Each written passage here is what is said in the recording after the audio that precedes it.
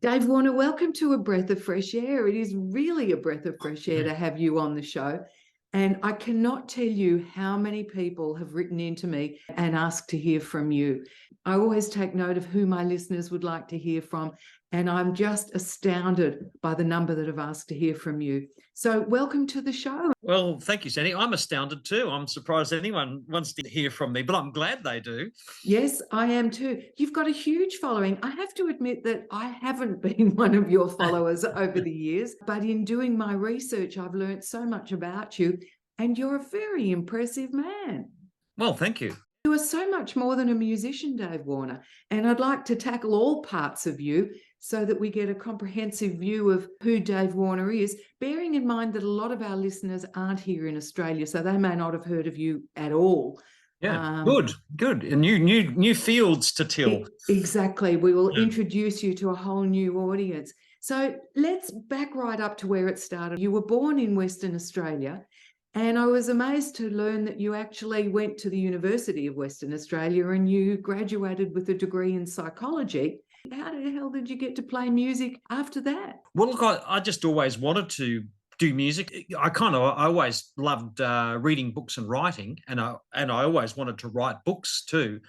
But in those days, they didn't have any creative writing courses. So the English course that I did was very much just critical appreciation, and I found that a bit boring. I actually enjoyed philosophy the most. I got quite into that. But, who's going to get a job as a philosopher? And I thought, well, look, if I work as a psychologist for 6 months or so after uni, I might get enough money to go overseas where my true genius would be recognised. That was my thinking as an 18-year-old.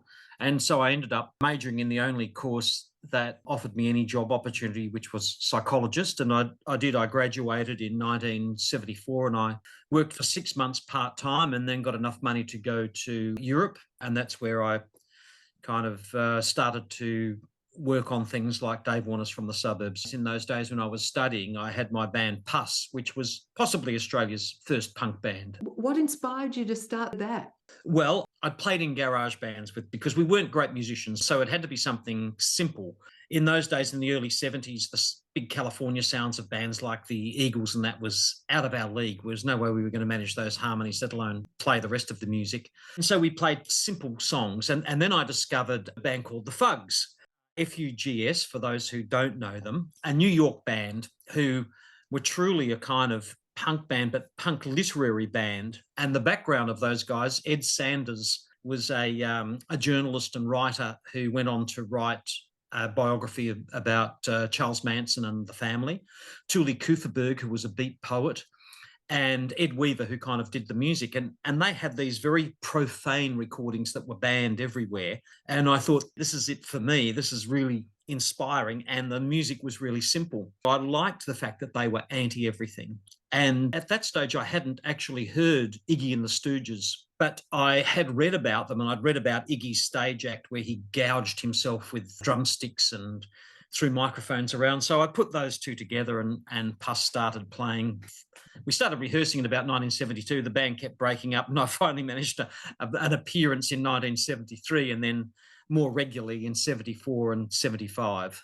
It was a very rare phenomenon here in Australia, wasn't it? I mean, there was no punk around. It was very early for punk. Yeah, that's right. Funnily enough, we weren't punk in the sense of how people perceive, say, the Sex Pistols, but we weren't that far off. I used to gob on the stage primarily because I'm asthmatic, and everyone smoked in those days. And the only way I could sing was to kind of spit, and we played this place called the Governor Broome Hotel, which had very high ceilings. It was a very old pub, and it had those pressed tin ceilings, lovely ceilings. So I would manage to gob on there, and this would sort of hang for the rest of the time, and threw microphones around and all. That was a kind of natural thing to do. And your parents must have been totally outraged.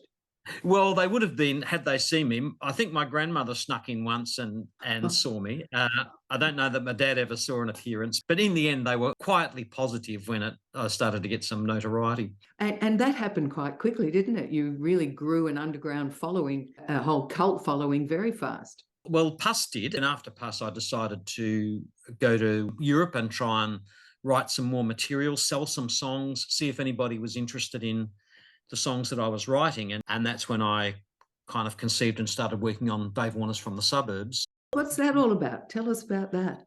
I'd done the usual Aussie thing of with a couple of mates grabbing a van and breaking down in Madrid and driving around the place. And I'd settled in Brixton. So we had reggae music day and night on either side of us. And I guess I wanted to present songs to English song publishers. And I just had this idea that I had some great music that people would want to hear. But it's that classic thing of being away from your source. You start to kind of filter and interpret things a bit. And so I expanded the core nature of what I had been writing. I guess the most classic song was Suburban Boy, which is still my biggest hit. Suburban Boy, when I distilled all the things that I'd written and worked on, that really said what I wanted to say. I had read lots of books, and I always put a lot of store in reading books by intellectual rock and roll critics. And they had made the point that the strongest and most powerful songs and music was from people writing about their own milieu. Today, that sounds pretty trite, I suppose. But back in Australia then, our top bands, The Groove doing Arkansas Grass, great song, but in American style. The Easy Beats were doing St. Louis, again, great song. And so I thought, if I'm to follow this idea of writing something that's really original and really me, and in those days I used to call it Indigenous, because that term at that stage didn't have a particular connotation that it does now. Indigenous to me was just growing up in Australia. And so if I'm going to do something like that, I have to actually grasp the nettle and try and write things about this incredibly mundane, boring world, which is the world of middle-class Australia. And that was my world. Laminex tables and football. And Suburban Boy, that song had already stated that position. I go to the football and I cheer for my team. I'm nobody important. I'm not exciting. I'm not sexy. And so most of the songs spun out from that thematic concept. As you said, this was all really quite revolutionary at the time because there were no Australian bands singing about Australia yet. Well, Skyhooks beat me to the punch in getting known nationally, and they hit the scene just around about the time that PUS was happening. And I was at once enthralled by what they were doing and very frustrated because they'd beaten me to the punch of singing exactly the same thing. They had exactly the same idea of kind of portraying our world and what's around us and doing it in our terms. They'd done it, but really no one else, Slim Dusty had done it in his way. Rolf Harris, who no one wants to mention, had actually been very original in the way he'd approached it. So you really aimed at keeping it rough and ready and representative of who you were and how you'd grown up.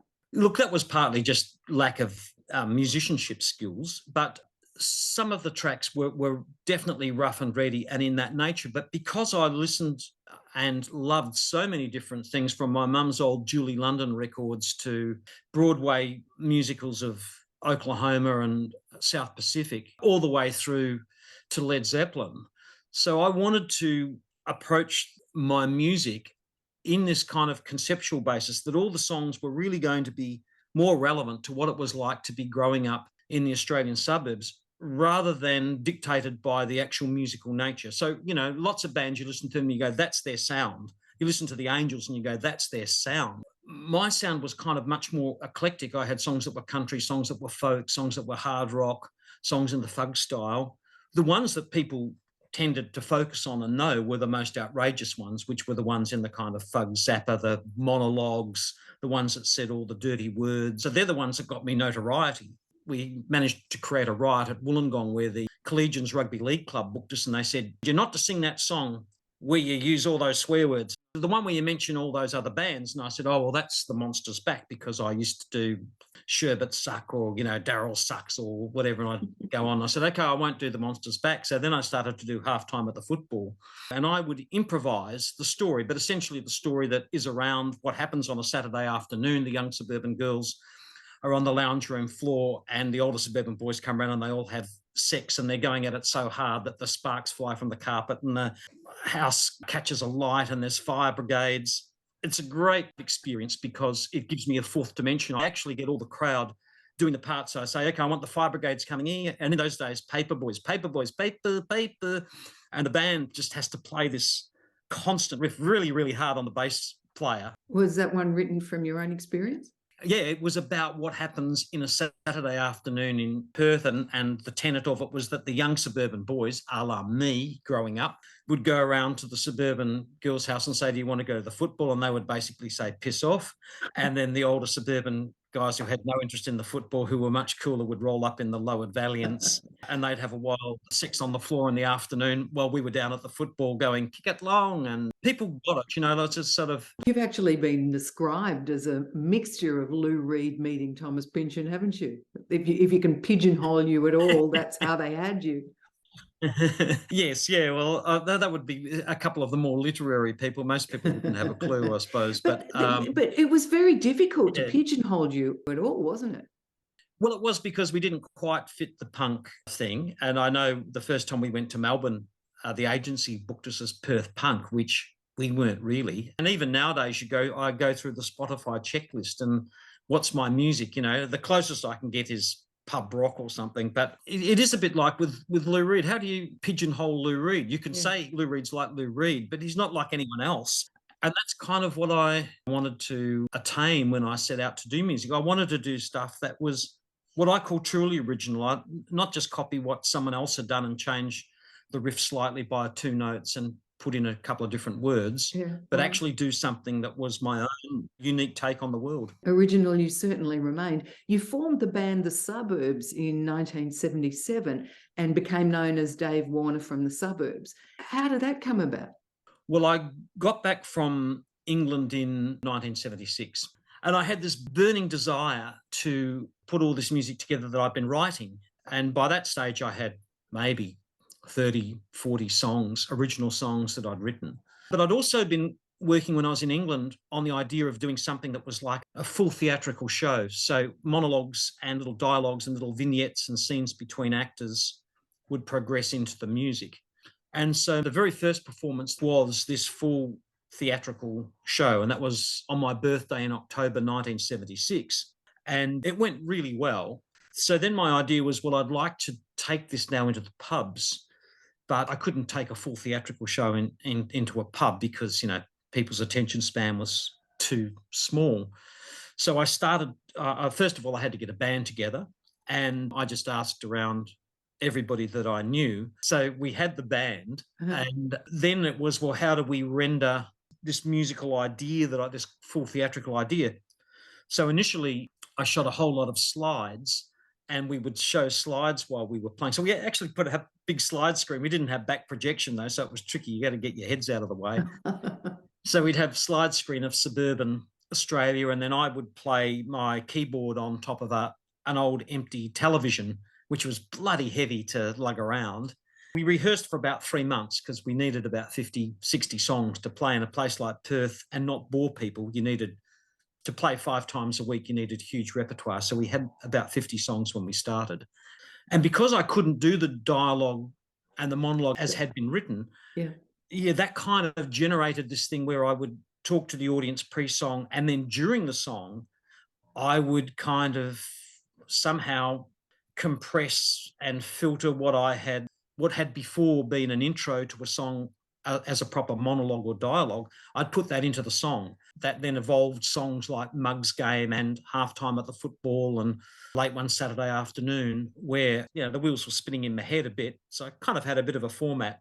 And that also was, I guess, an end product of how do we go about producing this music and presenting this whole experience in a pub. So maybe those things had some impact. And there's a little bit of luck here and there. And I think Michael Gudinski, who was head of Mushroom Record, we weren't one of his favourite bands. So I don't think Michael really pushed hard to get us an international contract, or as hard as he might have with other acts. But look, I'm still grateful for Michael and Mushroom to signing us and getting us out there. So there's no bitterness. Despite all of that, you had several albums that were released, and the original Mugs Game album has been reissued as a double CD. There have been other reissues also since, haven't there? Yeah, well, and that's all by me because what happened was when going back, winding the clock back a little, previous discussion, where Michael rang me up, Michael Gudinski, and said, come over to Melbourne, and he met me in Melbourne in his Celica and drove me around. So he was interested in signing the band. Wizard in Sydney were a bit interested in signing the band too. And David Sinclair, who was at Warner's, was interested in signing, but he had just signed Perth band Loaded Dice and Cultures, and said, look, I can't sign you for a while. They were really the only three that were interested. But the deal that Wizard and Mushroom were offering was a standard deal. I said, look, that's not a good enough deal I've already got all these people. I'm already selling, 200 cassette tapes a week. So you've got to do something better than that. And they couldn't. The only way they would offer me more money was a lease deal, which meant I had to pay for the recording and then lease the tapes. So that's what we did. So I actually paid for the recordings of Mug's Game and Free Kicks, but it meant that they remained my property. And so I've been able to reissue those over the years. And yeah, that was a good move. Well, I guess to some extent, but look, it would also have been nice I would have been quite happy if somebody had picked it up and released it in the US and Canada or Holland. Oh, hey, it's not too late. Yeah, well, somebody may do, somebody may contact you off the back of this. That's right. They may well hear this and the music they're in and want to bring it to their audiences. I'll keep you posted on that one. Dave Warner, in 1982, you actually stopped touring full time and you started to do a whole lot of other things. You started using other creative skills like writing plays and novels and screenplays, of which you've done so many. Yeah, well, two things happened around those early 80s. One, my fourth album, which I thought was probably certainly as good as Mug's Game, or if not my best. It got no real reviews, no traction. No one played it on FM radio. Rolling Stone slagged me off, dissed the album. And I thought, what am I wasting my time doing this? Because at the same time, I mentioned asthma before, playing in the pubs at that stage I was living in Sydney, and I got so bad, I couldn't, it was like emphysema. I couldn't walk up a hill. I was coughing blood at night and I couldn't sleep. So I thought, this is no good. I'll ditch it in and do other stuff. And the other guys in the Suburbs were all incredibly talented and creative people who had their own paths that they wanted to follow. John Dennison went off and became a highly regarded sound engineer for film and post-production engineer. Paul Noonan went and joined the Dewguytes and then ended up playing in orchestras, and he was doing his thing. But Tony Durant who'd had played on the original demos with me in England and then joined the band in 78. Tony went back because he was still living in England and was pursuing his things. But Johnny, Orion and I started to work on things like comedy because we just had fun, and so we would work on sketch comedy, and we did some sketch comedy. I'd always been still interested in writing plays and musicals from that very first experience of back in England and Grimm's Backward Are the Screamers show. And so I started to pursue that. And and so the world developed where I would write and play and tour a bit, but not full time. You're the author of 9 novels, including the winner of the 1996 Western Australia Premier's Award for Fiction with a book called City of Light, and 6 other non-fiction titles. You're obviously cocksure of yourself in that regard too. No, not so much there at all. I'm up to 12 novels now. 12? Wow. No, I wasn't cocksure of myself in that at all. I was in Sydney in 1987 doing a bit of music because I still enjoyed that, but I didn't have a record contract, so I just do my own stuff and put it out, and a couple of community stations would play it, and that was it. But I thought they were pretty good tracks and I still like them a lot. So I thought, I've always wanted to be a writer. I'm not doing anything. If I'm going to ever kind of try and write something, it should be now. And so I just sat down and started writing from page one. And I thought, I'll do a crime novel. I'd read every Agatha Christie book there was, and I'd kind of worked out some of her techniques, and I loved the LA noir sort of style of crime writing. And I thought, I'm going to do a big sprawling crime novel. And I want to do a book that does exactly the same as what I did in music, where I took that background of that suburban background and I just take a character like myself and set it in 1970, and that was City of Light, and see how it goes. And it went very well. It did, but it took a long time. It took over a year for the publisher to get back to me. And at that stage, we'd just had our first child, and I was in Sydney thinking of going back to Perth because nothing was happening for me. And almost to the week that I decided this will be the last week. And then I got notification from Fremantle Press that they thought it was publishable. And it took another 6 months before For it to happen. a year before it came out. But yeah, and that set me off on a different path. Discipline to sit down and write books one after another. One, I enjoyed it, but I've always been disciplined that way. I don't know why. It's just something that I find easy to do that, whether it was with music or whatever. I can, set the time aside and say, okay, I'm going to work from now till now.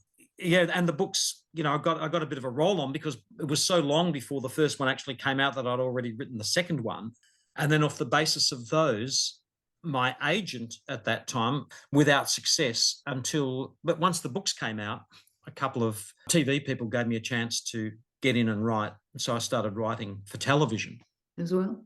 Were you missing music during this, or you were totally obsessed with writing? No, I was still writing and recording with my friend Martin Cillier, who's a fabulous guitarist, surf guitarist. And I was still writing and demoing lots of songs that even now I'm just recording and putting them out now. But I didn't really want to tour and do all of that sort of stuff. I just wanted to occasionally go on the road, do a couple of weeks and a few gigs. And I had a family, to support at that stage, and television writing paid well. And so that's what I ended up doing. You also got involved as a co-writer on the Never Tear Us Apart, the INXS TV telemovie. Yeah, that was quite late in the piece from my television writing. And that was interesting because when I was in Perth, probably at the height of the Suburbs success, really, I had a little agency that I ran, and we would put bands into a few pubs. And one of the bands that we used to look after from time to time were the Farris brothers, who went on to become INXS. So it was nice to reunite with Tim and Kirk and John and those guys. And people really liked that show, which was nice. It was a great telemovie and a great subject. Of course, the world loved INXS. Yeah. In 2016, you were named a living treasure of the West Australian arts. Who knew Dave Warner would be a living treasure? How does that feel? Well, it's a bit worrying when they name that because, you think, oh, have I got many years left? Once you get the living treasure, it's a bit of a worry. So, but look, it was really nice, was very kind, and I was very humbled to be named and to, swan around with my peers and contemporaries who were fabulously talented. It was great to feel part of that. Yeah. So what does life hold for you these days? What are you in the midst of? Well, actually, haven't been this flat out for ages. So for the first time in 44 years, I have the band, apart from the late Johnny Leopard, the rest of the band who recorded Mugs Game and the Free Kicks albums, we're on the road. So that's taken a fair bit of preparation. I'm recording some new songs, but mainly a lot of these songs that I demoed with Martin Cillier, who I mentioned before. You've just released a new single. Tell me a little bit about that. Yeah, I had a bunch of songs that have been written over a long period of time, from way back. Ode to Oaks on this back in 1972, I started writing it. So there are two singles on this, and they were that I loved. One of them, Ode to Oaks, I had written in 1972. I got to meet the legendary Phil Oakes. He had done a concert, and we got to meet him afterwards. I'll just pause you there, Dave, because there'd be some people listening who may not know who Phil Oakes is. Can you just tell us a little bit about him? I mean, what I know about him was that he was quite a prolific singer-songwriter in the late 60s, early 70s that came to a tragic end. Yeah, he was a contemporary of Bob Dylan. He was very much involved in activism. He was the archetypal protest singer and very clever. He was very much observed and wrote about the social world that was happening around him. And there was a lot of wit and satire in his writings. He had problems with alcohol and depression, I think, most of his time, but he took his own life in 1976. It did inspire me to write this song about Phil Oakes, and I wrote it, and it sat there. It wasn't quite finished, it had a couple of verses, and I thought, the song's not quite finished. And then about 6 months ago, when I was going through this catalogue of songs I wanted to do with Martin, I thought, gee, I'd love to do this song. And so I was really pleased with that. I guess it's your last homage to Phil Oakes. Absolutely. And as I say, even though a lot of my songs are very different in terms of they sound more punky or more Australian or whatever, but where he was coming from, I think the lineage that I've been influenced by Phil Oakes and people like Frank Zappa as well, who were able to have a look at the lens around them. This is my favourite one so far, Sandy, set in 1967 in San Francisco at the height of flower power. Ashbury, yeah. Yeah, yeah. So a couple of Australian detectives that I first introduced in my book, Big Bad Blood, which was my second novel in 1999.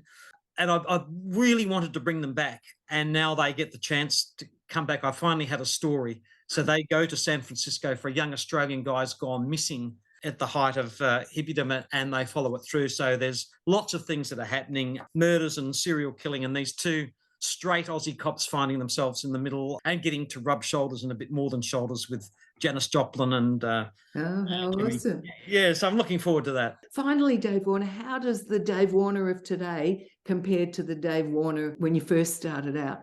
What have you learnt along the way about yourself? And is your image still the same? Well, are you still that larrikin?